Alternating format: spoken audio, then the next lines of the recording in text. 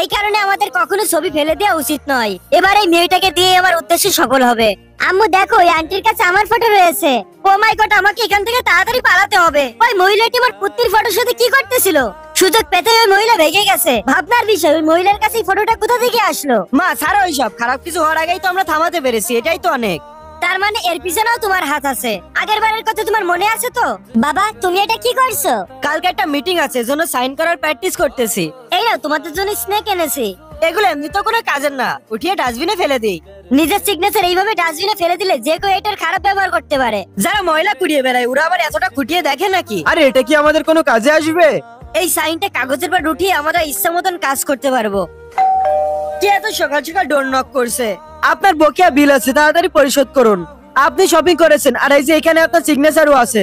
এটা ভালো হয়েছিল যে ময়লা ওঠানোর সময় ওই দুই বদমাইশের কথা সিসিটিভিতে রেকর্ড হয়ে গেছিল।